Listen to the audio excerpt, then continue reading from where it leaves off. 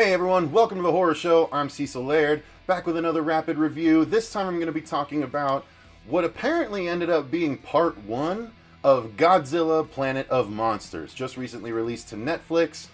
This is another movie that is, of course, in the Godzilla lore. However, this is an animated feature. I did take a look at Shin Godzilla from 2015, I believe, or 16.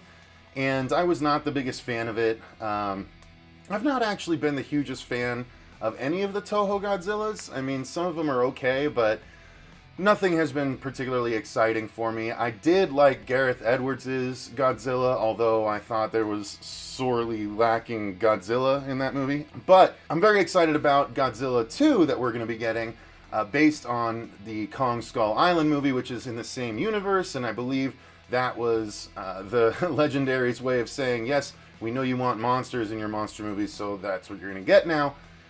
So I'm excited about the upcoming Godzilla versus King Kong that we're going to be watching as well, or probably Kong versus Godzilla, most likely, because they can't use the King Kong name. But nonetheless, this has nothing to do with those. This is its own thing, straight out of Japan, and it is a mix of, cel-shaded animation and CG animation.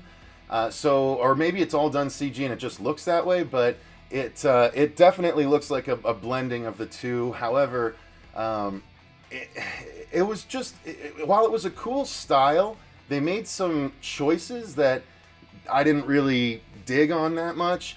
And I'll get to those, but overall, I thought the movie was just kind of okay. It felt definitely more like a setup.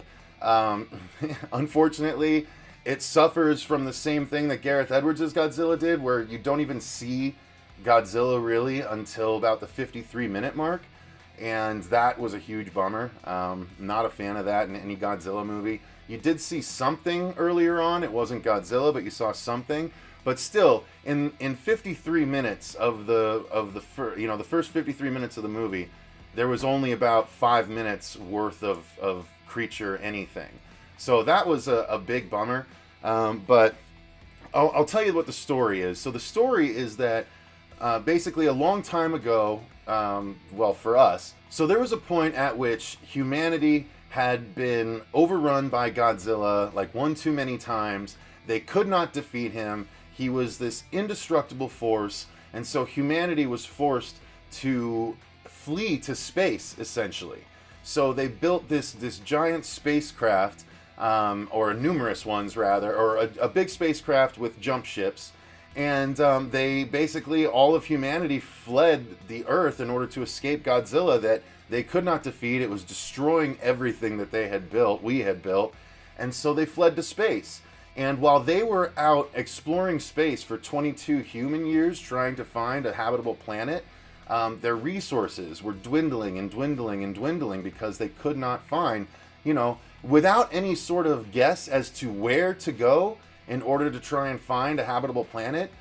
Considering how large space is, that's like, it's like, again, it's hard. It's much harder than finding a needle in a haystack, because you don't even know if you're looking in a haystack with a needle in it. You know what I mean?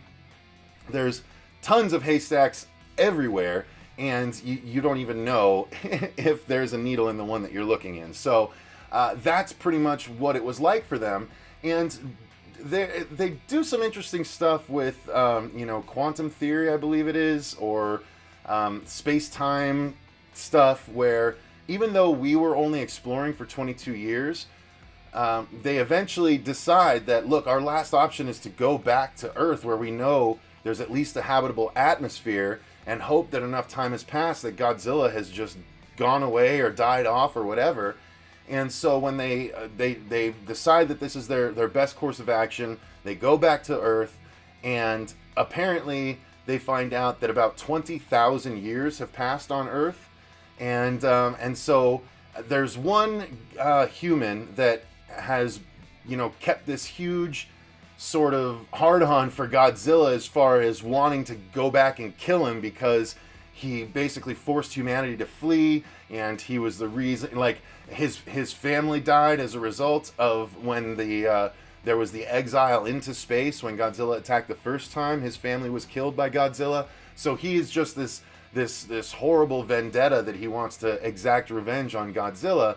And so he's the one that's kind of convincing everyone, look, there's a way we can kill Godzilla. We just need to go back and confront him. So he convinces them, and they go back. And so now their plan is to try and, go back to the planet and repopulate.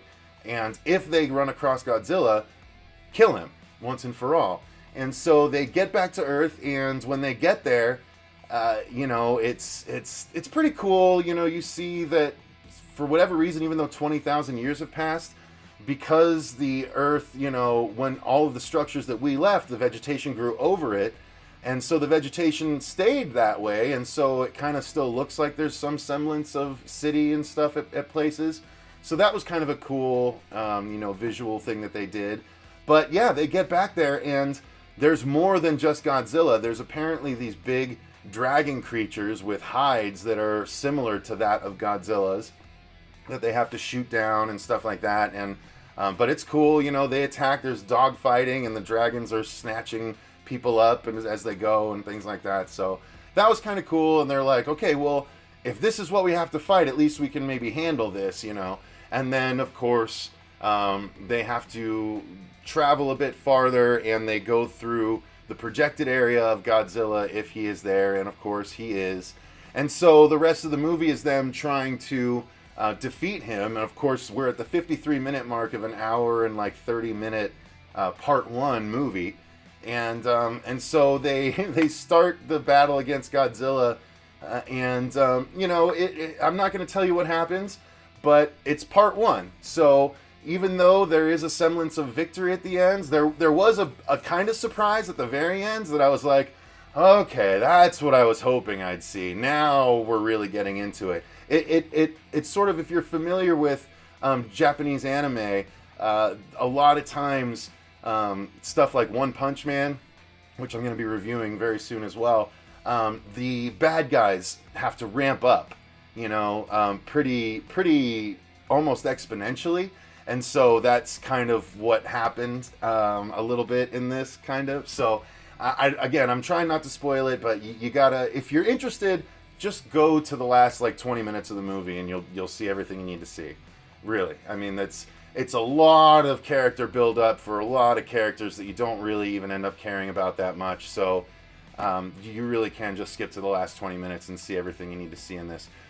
Let me talk about the problem I was referring to earlier, and that sort of is, while the animation was cool, the people and the flying around on these motorcycle aircraft, they're and then they're riding it like motorcycles and stuff like that in the air, so that's pretty cool looking. And then when Godzilla attacks, it's pretty cool looking. However, Godzilla is like a moving boulder in this. He doesn't hardly, every movement is so slow, and it's he doesn't even seem like he's a force to really be reckoned with, because you should be able to outmaneuver him so easily. And so that was a big bummer. He's supposed to be big and ominous, and while yes, he's big, it's not that scary because he moves, and it's almost like stuttering movements when it's combined with the animation style. So that was a little bit weird. Can't talk much about the acting. It's a different culture. So while it doesn't necessarily jibe with me entirely, the acting sometimes it's very over the top to me and stuff. But it's a cultural thing. So I can't fault it for that. It's just not my thing, not my cup of tea. But yeah, I mean, if you're a huge Godzilla fan, I found it better than Shin Godzilla. Especially because it didn't go wacky wild like Shin Godzilla with laser beams out of every part of his body. But this, it was a good part one, and I will say I'm interested enough to go back and watch part two whenever it comes out. I will do that. So I guess that's a recommendation, kind of, maybe not really. I don't know. If you have seen it, guys, let me know in the comments down below. I'd be curious to know your opinions. If you're interested, I'd be curious to know that as well. I believe we did do a trailer reaction to this at one point. So I'll try and link it to this as well. But yeah, if you guys haven't seen it or if you're interested to now based on this review or not, I want to know. I want to know. So let's get that conversation going. Until next time, though, I've been Cecil Laird, and remember, stay scared.